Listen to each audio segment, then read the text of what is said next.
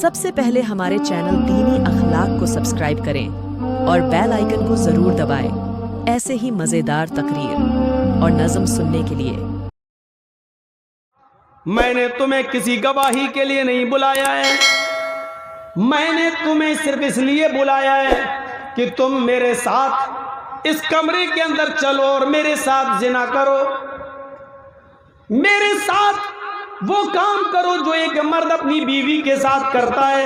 تمہیں میرے جسم سے کھیلنا ہے، آؤ میں تمہیں لفٹ دیتی ہوں، میں تمہیں اس کمرے میں لے چلتی ہوں۔ اس بزرگ نے کہا اللہ سے ڈرو، یہ تم کیا حرکت لے کر بیٹھ گئی ہو، کیا کارنامہ انجام دینے جا رہی ہو؟ اس عورت نے کہا اے بزرگ، اے محترم، اے عبادت گزار، تم یہاں سے جا نہیں سکتے ہو، اب تمہارے نکلنے کا کوئی راستہ نہیں ہے، میں چیخوں گی چلاؤں گی، تمہاری عبادت کا بھنڈا پھوٹ جائے گا، لوگ یہ سمجھیں گے کہ دنیا والوں کی نظر میں بڑا عبادت گزار بنتا تھا، اور حال یہ ہے کہ اکیلے 3 کمرے کراس کر کے 4تھے کمرے تک بھی پہنچ گیا ہے۔ تمہاری عزت داؤں پہ لگی ہوئی ہے۔ انسان کی ایک بار عزت چلی جائے تو وہ مرنا پسند کر لیتا ہے، ذلیل ہو کر رہنا پسند نہیں کرتا۔ سنو، یا تو میرے ساتھ زنا کرو، اور اگر زنا نہیں کر سکتے ہو تو دوسرا کام یہ کہ یہ چھوٹا بچہ ہے، یہ چاقو میں تمہیں دیتی ہوں، اس چھری سے اس بچے کو قتل کر دو۔ اس بچے نے میرا کیا بگاڑا؟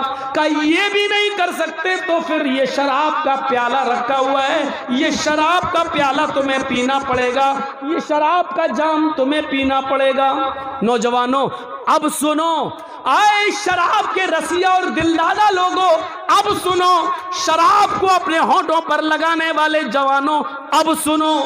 اس آدمی نے سوچا اے اللہ، بچنے کا کوئی راستہ نہیں ہے، زنا بڑا گناہ ہے، یہ کرنے کے لیے میرا دل لامادہ نہیں ہے، زنا سے بڑا گناہ قتل ہے، قتل بھی میں اس بچے کا کر نہیں سکتا، اے اللہ شراب بھی حرام ہے لیکن مجبوری ہے میری، اس لیے قتل سے اور زنا سے بچنے کے لیے میں شراب پی لیتا ہوں، کیونکہ بچنے کا کوئی راستہ نہیں ہے۔ اور اس عورت نے 3 کاموں میں سے ایک کام کرنے کو کہا ہے، یا تو زنا کرو میرے ساتھ، یا اس بچے کو قتل کرو، یا شراب پیو۔ اے اللہ میری نظر میں سب سے ہلکی چیز یہ ہے، قتل سے بھی ہلکی اور زنا سے بھی ہلکی چیز یہ ہے کہ میں شراب پی لوں۔ پہلے بھی تو جب شراب حرام نہیں ہوئی تھی تو لوگ پی لیتے تھے، چلو آج میں شراب ہی پی لیتا ہوں۔ اس نے اللہ تو جانتا ہے یہ میں مجبوری میں پی رہا ہوں، اس نے یہ کہا، اور شراب کا پیالہ اٹھایا اور اس نے نوش کر لیا۔ جیسی اس نے شراب پی، اس شراب کی اندر ایک اور نشے کی اشیاء ملی ہوئی تھی، اس نے شراب پی، شراب پیتے ہی غنود کی طاری ہو گئی، جنون اس کی اوپر طاری ہو گیا، اس شراب کے نشے نے اس کی عقل زائل کر دی۔ اس عورت نے اس کو چھری دی اور کہا اب تمہیں چنتا کس چیز کی ہے، اس بچے کو بھی قتل کر دو۔ عقل کام نہیں کر رہی ہے، شراب پی چکا ہے، شرابی آدمی تو اپنی ماں اپنی بہن کے سامنے گندی گندی گالیاں دیتا ہے، جب شراب پی کر گھر میں گھستا ہے تو بیوی کو بیوی نہیں، ماں کو ماں نہیں، بہن کو بہن نہیں، بیٹی کو بیٹی نہیں سمجھتا۔ ابھی اس بچے کو بچہ نہیں سمجھتا ہے، چھری اٹھاتا ہے اور اس نے اس چھری سے اس بچے کو بھی کاٹ دیا، اس بچے کی گردن بھی الگ کر دی، اس کا بھی قتل کر دیا۔ شراب کے نشے میں چور تھا، اس عورت نے پرفیوم لگا رکھی تھی، اس عورت نے فوراً اس آدمی کو اپنی طرف کھینچا اور اپنے کپڑے اتار کر شرابی کے بھی کپڑے اتار دیے، اور شراب کے نشے میں اس آدمی نے اس عورت کے ساتھ زنا بھی کر لیا۔ میرے پیارے ساتھیوں اس کے بعد کیا ہوا وہ میری موضوع کا حصہ نہیں ہے، بس یہ بتانا میرا ضروری تھا کہ اس نے شراب کو ہلکے میں لے لیا اور شراب پی لی، لیکن ابھی تک وہ ایک گناہ نہیں کرنا چاہتا تھا، لیکن شراب کے نشے میں جب آیا تو وہ زنا بھی کر لیا، شراب کے نشے میں جب آیا تو اس نے قتل بھی کر دیا، شراب بھی پی لی، یعنی ایک گناہ اس سے کروایا جا رہا تھا لیکن وہ نہیں کیا، لیکن جب شراب پی لیا تو وہ تینوں کی تینوں گناہ کر بیٹھا۔ میرے بھائیوں، اب آؤ جناب محمد رسول اللہ کے اس فرمان پر جو آپ نے کبھی فرمایا تھا ام الخبائث، یہ شراب تو تمام گندگیوں کی جڑ ہے، تمام بری چیزوں کی جڑ ہے۔ اس آدمی کو شراب نے قاتل بھی بنا دیا، شراب نے اس کو زناکار بھی بنا دیا، اور شراب پی لیا تھا۔ میرے پیارے ساتھیوں، یہ شراب ایسی چیز ہے جو عقل کو ختم کر دیتی ہے، بزرگوں کا ادب و احترام نکال دیتی ہے، مذہب کو گالی دینے پر مجبور کر دیتی ہے۔ شراب وہ نشہ ہے جو انسان کو اللہ کی پیاری کتاب قرآن کو بھی زمین پر پٹکنے پر مجبور کر دیتی ہے، اس لیے کہ شراب جب عقل کو ختم کر دیتی ہے تو پھر انسان یہ نہیں دیکھتا کہ یہ اللہ کا کلام ہے، یہ قرآن ہے یا کیا ہے۔ وہ نمازیوں کو بھی گالی دیتا ہے، وہ ماں کو بھی گالی دیتا ہے، وہ بہن کو بھی گالی دیتا ہے، وہ بیٹی کو بھی گالی دیتا ہے۔ اسی قسم کا ایک واقعہ ایک صحابی کے ساتھ پیش آیا، حرمت شراب سے پہلے انہوں نے بھی شراب پی رکھی تھی، جب شراب کا نشہ چڑھا تو وہ شراب کے نشے میں اپنی بیوی اور بیٹی میں فرق نہیں کر سکے، اور اپنی بیٹی کو بیوی سمجھ کر پکڑ لیا۔ پھر وہ اندر کمرے میں لے جانے لگے، بیٹی چیخی امی مجھے بچاؤ، ماں نے بیٹی کی چیختی ہوئی آواز سنی، دوڑتی ہوئی آئی، کیا دیکھتی ہے کہ میرا ہسبینڈ، میرا شوہر میری بیٹی کو کھینچ کر کمرے میں لے جا رہا ہے۔ وہ غصے میں آتی ہے، اپنی بیٹی کا ہاتھ اپنے شوہر کے ہاتھ سے چھڑاتی ہے، شوہر کو دھکا دیتی ہے، کمرے میں بند کر دیتی ہے، اور اپنی بیٹی کو اپنے شوہر کے ناجائز حملے سے بچاتی ہے۔ کافی دیر کے بعد جب نشہ اترا تو صحابی نے اپنی بیوی کو خوب مارا، جب مار کے تھک گیا تو بیوی بولی اگر مار کر تھک گئے اور اگر تھکے نہ ہو اور کچھ اور حسرت باقی رہ گئی ہو تو میں 1-2 لکڑی اور لے آتی ہوں، لیجیے اور پیٹ کر مجھے مار ڈالو۔ کہنے لگا شوہر میری بیوی تم جانتی ہو کہ میں تم سے کتنا پیار کرتا ہوں، لیکن اس کے باوجود تم نے مجھے کمرے میں بند کر دیا۔ بیوی روتی ہوئی کہتی ہے پیار کی نوٹنکی آج مت کرو، تم نے آج شراب پی رکھی تھی۔ شوہر کہتا بیوی شراب تو میں روزانہ پیتا ہوں۔ کہا ہاں جانتی ہوں، لیکن ایک لمٹ میں، ایک دائرے میں پیتے تھے، لیکن آج تم نے کچھ زیادہ پی رکھی تھی۔ ارے کبھی کم کبھی زیادہ یہ تو ہو ہی جاتا ہے، آج زیادہ پی لی تو کیا؟ بیوی کہتی نہیں، آج کچھ زیادہ ہی پی لی، اتنی پی لی کہ بیوی اور بیٹی میں فرق نہیں کر سکے۔ میرے شوہر اپنی بیٹی کے معصوم چہرے کی طرف دیکھو، اس کی چیخ، اس کی پکار اگر میرے کانوں تک نہ جاتی تو آپ اس کی عزت سے کھیل چکے ہوتے، آپ اس کی عزت سے کھلواڑ کر چکے ہوتے، اپنے ہاتھوں سے اپنی بیٹی کی عزت لوٹ چکے ہوتے۔ کیا کہہ رہی ہو میری بیوی؟ ہاں نظر آسمان پر گئی، اے اللہ یہ دن سننے سے پہلے تو نے مجھے اٹھا کیوں نہ لیا، یہ جملہ سننے سے پہلے یہ زمین کیوں نہیں پھٹ گئی، میں اس زمین کے اندر کیوں نہیں سما گیا۔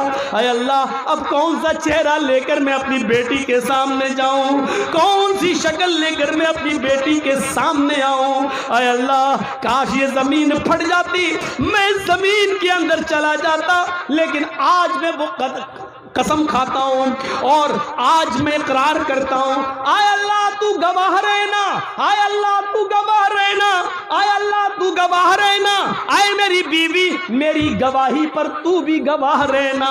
اے اللہ آج کے بعد قسم کھاتا ہوں میں تیرے عزت و جلال کی، تیری کبریائی کی، آج کے بعد میں شراب کو ہاتھ نہیں لگاؤں گا، کبھی زندگی میں شراب نہیں پیوں گا۔ جب حرام نہیں ہوئی تو ایک نقصان دیکھا، بیٹی کا ہاتھ پکڑا، عقل ختم ہو گئی، بیٹی کو بیوی سمجھ لیا۔ ایک مرتبہ ایسا ہوا اور شراب لیکن پھر بھی اس صحابی نے ہمیشہ زندگی بھر شراب کو چھوڑنے کی قسم کھا لی اور اللہ کی قسم کھا کے کہا کہ میں آج کے بعد شراب کو ہاتھ نہیں لگاؤں گا۔ نوجوانوں، جب شراب حرام نہیں ہوئی تو لوگ قسم کھا لیا کرتے تھے کہ اب شراب کو ہاتھ نہیں لگاؤں گا۔ آج تم کیسے پی لیتے ہو؟ تمہارے ضمیر کیسے گوارا کر لیتے ہیں؟ تمہارا دل کیسے تسلیم کر لیتا ہے؟ تمہارا دل اس کو کیسے قبول کر لیتا ہے؟ تمہاری زبان شراب کے قطرے کو کیسے اس کا ذائقہ چکھ لیتی ہے؟ تمہیں ناموس رسالت کا ذرا بھی خیال نہیں آتا؟ شراب پیتے وقت تمہیں انما الخمر والمیسر والی آیت یاد نہیں آتی ہے؟ شراب پیتے وقت تمہیں صحابی کا واقعہ یاد نہیں آتا ہے؟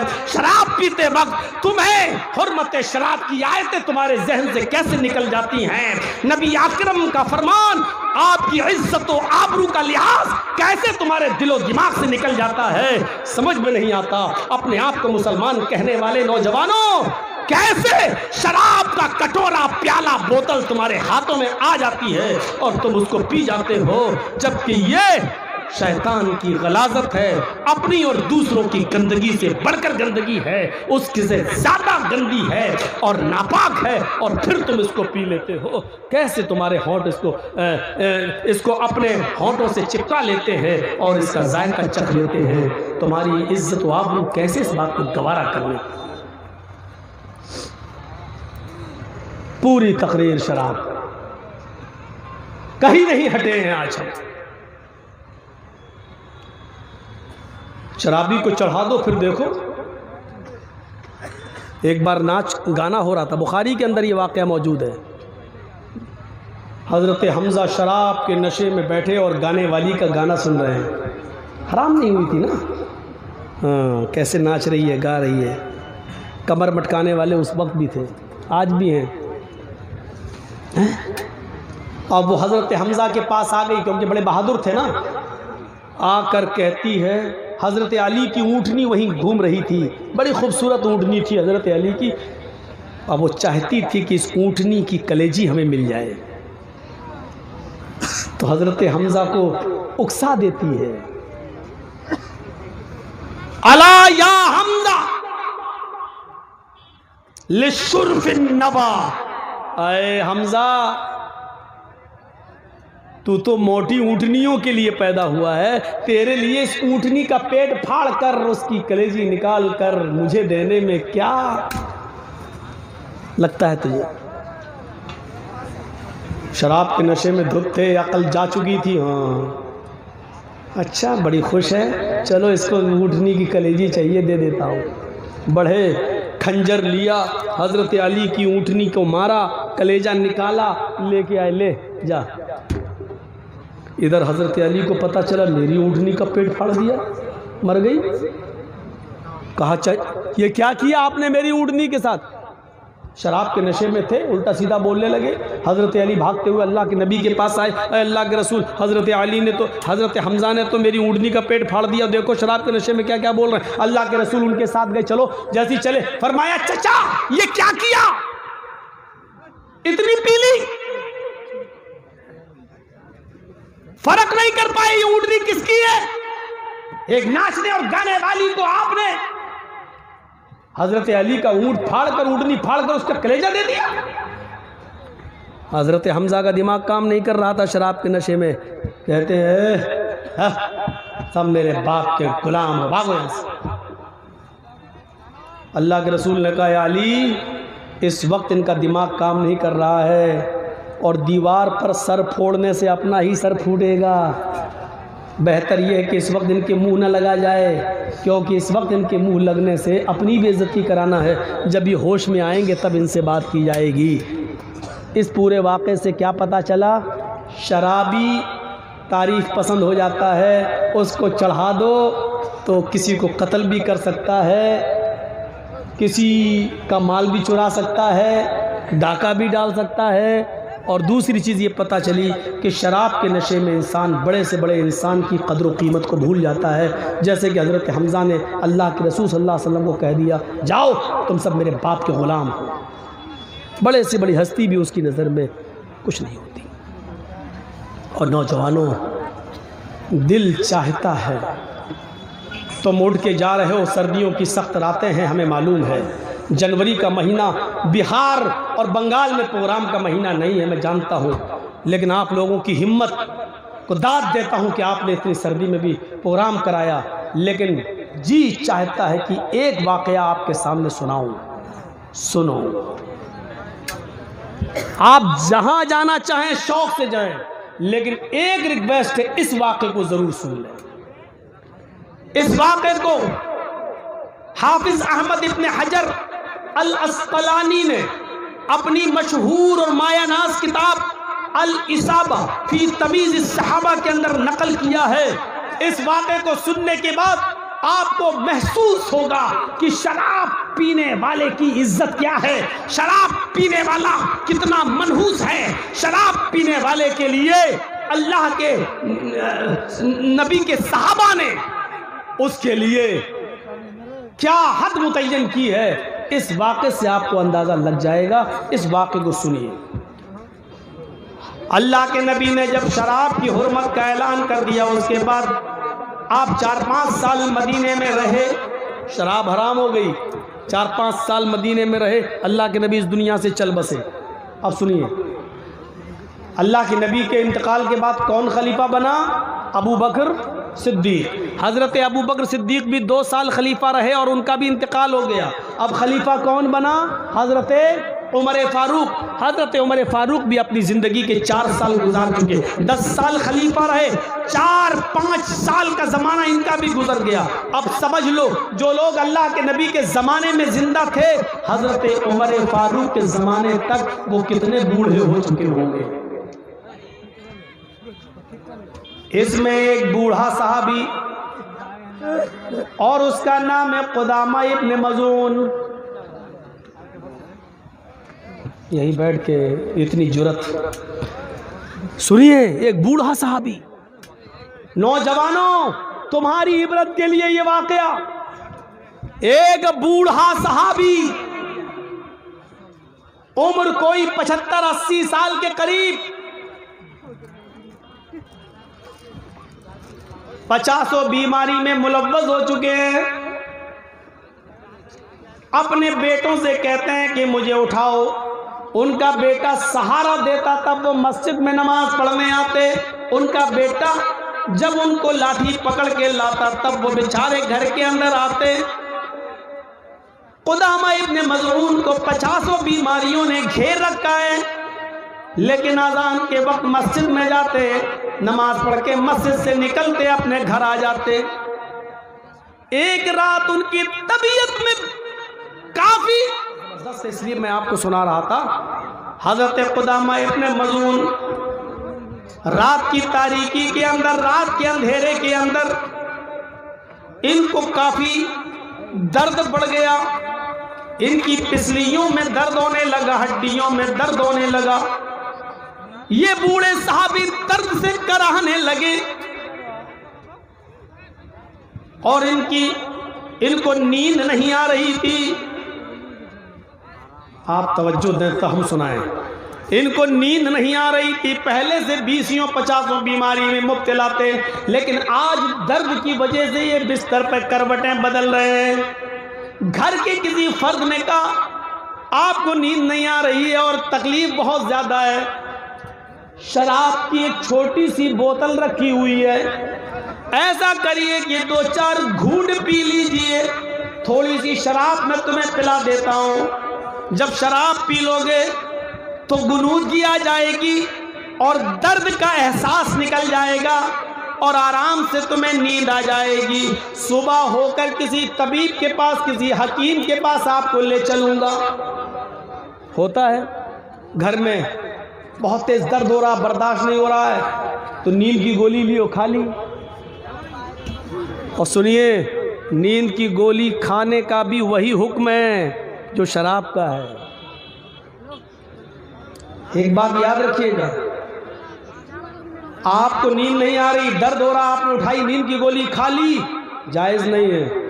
ہاں، اگر آپ کو کوئی doctor MBBS MS doctor MD doctor آپ اس کو دکھا رہے ہیں, اس کو اپنی بیماری بتا رہے ہیں, وہ آپ کو دوا لکھتا ہے, اس کو معلوم ہے کہ اس کو کتنے پوائنٹ اور کتنے پاور کی دوا دی جانی چاہیے. جب وہ لکھے گا اور اس کی لکھی ہوئی دوا اگر آپ استعمال کرتے ہیں تو آپ پر کوئی گناہ نہیں ہے. لیکن اپنی مرضی سے آپ نے لے لی تو پتہ نہیں اس پاور زیادہ لیا یا پاور کم لیا. آپ کو تو نیند چاہیے, درد ہے, آپ کو چاہیے تھا 0.25, آپ نے لے لی 0.5. آپ کو چاہیے تھا چوتھائی ڈوز, آپ نے لے لیا آدھا ڈوز. آپ کو چاہیے تھا 4 آنے بھر, آپ نے لے لیا 1 ڈوز 1 روپے بھر. یہ شراب کے حکم میں داخل ہے, شراب کے حکم میں. سنیے, قدامہ ابن مظعون کو کسی نے مشورہ دیا, انہوں نے کہا ٹھیک ہے لاؤ, نیند تو آ جائے گی آرام سے, اور ویسے بھی مجبوری ہے, میں تو بیمار ہوں اور نیند نہیں آ رہی ہے. انہوں نے تھوڑی سی شراب پی لی. نوجوانوں, انہوں نے تھوڑی سی شراب پی لی اور پھر ان کو نیند آ گئی, وہ سو گئے. فجر کی نماز کے بعد حضرت ابو ہریرہ رضی اللہ تعالیٰ عنہ اور دوسرے صحابہ کے ذریعے عمر فاروق رضی اللہ تعالیٰ عنہ کو یہ اطلاع ملتی ہے, کیا ہے امیر المومنین, آج کی رات قدامہ ابن مظعون جو 50 بیماری میں مبتلا ہیں, آپ ان کی عیادت کے لیے ان کے گھر بھی جا چکے ہیں, لیکن کل رات میں ان کو اتنا درد ہوا کہ ان کو تھوڑی سی شراب پینا پڑی تاکہ ان کو سکون مل جائے. حضرت عمر نے کہا کیا اس بات کی تم گواہی دیتے ہو کہ کل کی رات میں قدامہ ابن مظعون نے تھوڑی سی شراب پی لی تھی؟ کہاں گواہوں نے گواہی دے دی کہ قدامہ ابن مظعون نے تھوڑی سی شراب پی.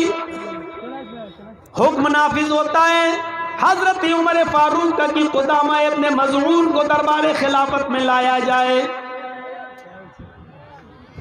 ان کے بیٹے قدامہ ابن مظعون کو اپنے کاندھوں پر سہارا دیتے ہیں اور ان کو پکڑ کے لاتے ہیں, حضرت عمر فاروق کے پاس ان کو کھڑا کر دیتے ہیں.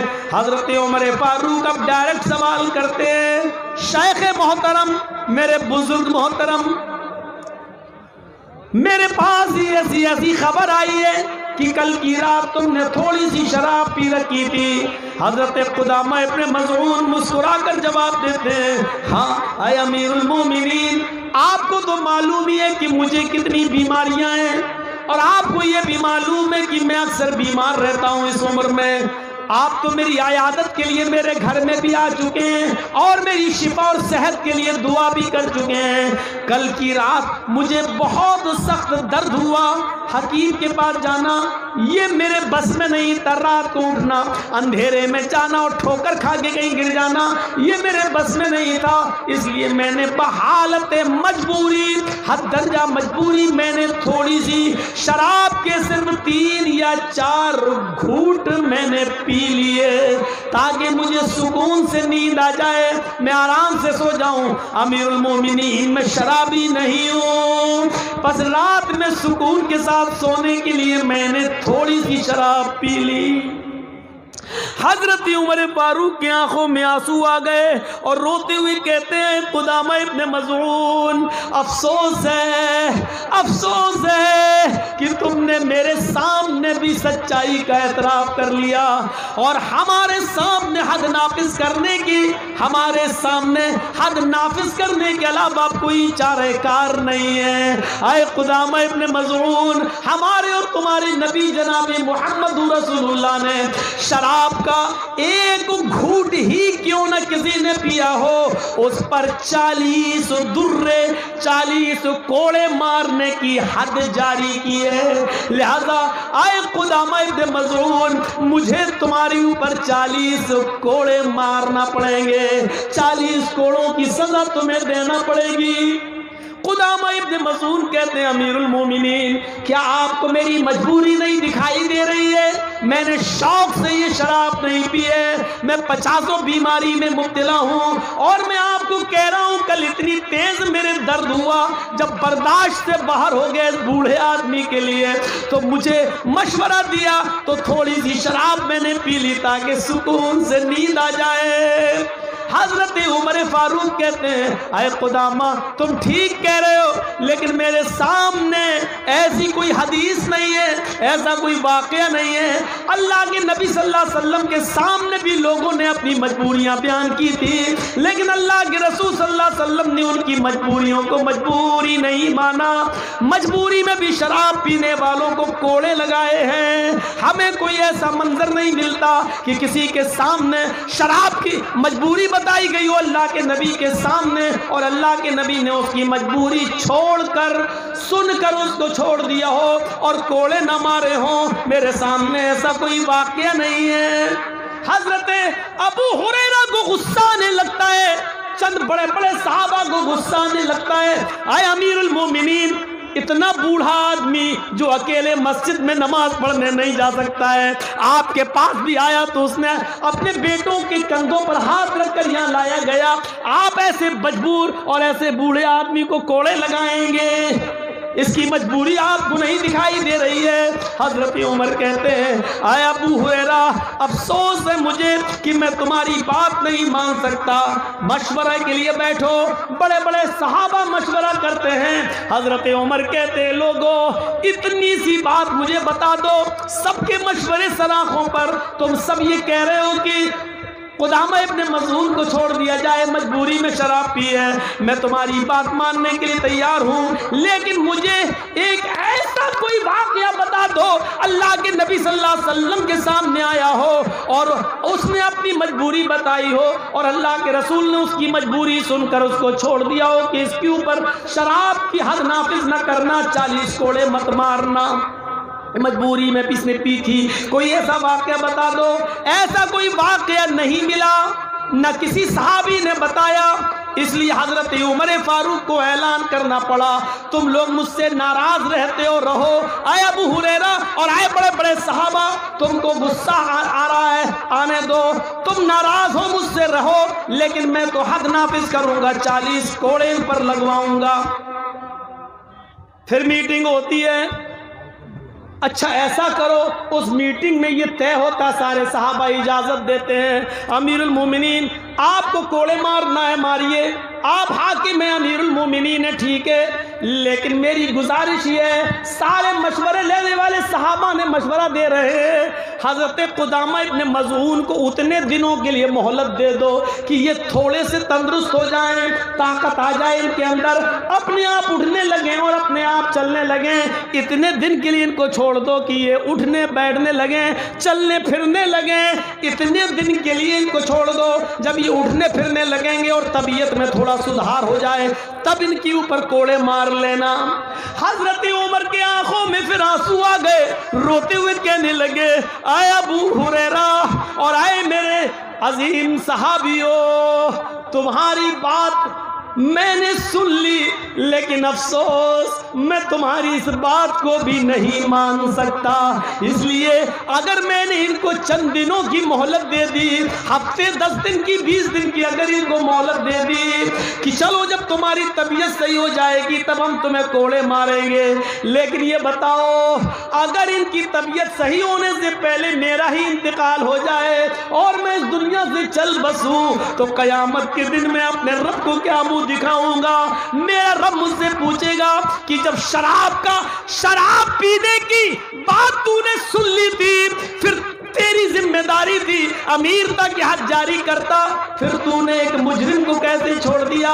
मैं अपने रब को क्या मुंह दिखाऊंगा? आए मेरे सहाबियों, मेरे अजीम साथियों, मैं तुम्हारी ये बात भी नहीं मान सकता। अफसोस है अब आज ही मुझे खुदामा इब्न मज़ून के पीठ पर आज ही कोड़े मारना पड़ेंगे। एक कोड़ा मारने वाले को बुलाया जाता है और कहा जाता है कि तुम हजरत खुदामा इब्न मज़ून को 40 कोड़े मारो। खुदामा इब्न मज़ून बेचारे लागर हैं, बूढ़े हैं, کمزور ہے، 50 بیماری میں مبتلا ہے، اس کے بعد بھی باوجود ایک بڑے صحابی ہے، مجبوری میں تھوڑی سی شراب پی رکھی ہے، لیکن اس جرم میں آج ان کو 40 کوڑے مارے جا رہے ہیں، 40 کوڑے ان کو مارے گئے۔ حضرت عمر نے ان کو چھوڑا نہیں، ہر کوڑے پر ان سے زیادہ تکلیف عمر کو ہو رہی ہے، لیکن حد جاری اس لیے کر رہے ہیں کیونکہ یہ قرآن کا حکم ہے، یہ محمد رسول اللہ کا فرمان ہے۔ 40 کوڑے جب ان کو مار دیے گئے تو ان کو گود میں اٹھا کر قدامہ ابن مظعون کو ان کے بستر پہ لایا گیا۔ پھر حدیث کی کتابیں کہتی ہیں، تاریخ کی کتابیں کہتی ہیں کہ میرے بھائیوں اس کے بعد قدامہ ابن مظعون 1 سال 2 سال یا 3 سال تک زندہ رہے، لیکن 40 کوڑے کھانے کے بعد پھر ان کی جتنی زندگی بچی پھر وہ پوری زندگی بستر سے اٹھ نہیں سکے، ان کی ساری نمازیں بستر پہ ہوئی، ان کی لیٹرین پیشاب و پائخانہ بستر پہ ہوا، ان کی ہڈیوں میں اتنی طاقت نہ رہی کہ وہ اٹھ سکے، اور 40 کوڑے کھانے کے بعد وہ اسی بیماری کے اندر ان کا انتقال ہوتا ہے۔ اس واقعے کے مختلف پہلو ہو سکتے ہیں میرے بھائیوں، لیکن نوجوان نسل کے لیے اتنا کافی ہے کہ صحابی ہے، 50 بیماری میں مبتلا ہے، اور بڑھاپا ہے، اور نیند نہیں آ رہی ہے، ان کے درد ہے، اتنی شدید پوزیشن میں تھوڑی سی شراب پی لی، لیکن عمر نے ان کو بھی کوڑے لگائے، ان کو بھی معاف نہیں کیا۔ میرے پیارے ساتھیوں، نوجوانوں، اس واقعے کو سننے کے بعد کیسا لگ رہا ہے؟ کیا ہم اب بھی شراب پیئیں گے؟ کیا شراب ہمارے حلق کے نیچے اترے گی؟ قدامہ ابن مظعون کو عمر نے کوڑے لگائے، ان کو گود میں اٹھا کے بستر پہ لایا گیا، پھر زندگی بھر وہ بستر سے اٹھ نہیں سکے، ان کی ساری نمازیں اس بستر پہ ہوئیں، پیشاب و پائخانہ ان کا اسی بستر پہ ہوتا تھا، پھر وہ زندگی بھر اٹھ نہیں سکے، لیکن حضرت عمر نے حد جاری کی۔ یہ شرابی کا انجام ہوتا ہے، انہوں نے تو مجبوری میں پی، تمہارے سامنے کون سی مجبوریاں ہیں؟ کون سی مجبوریاں ہیں؟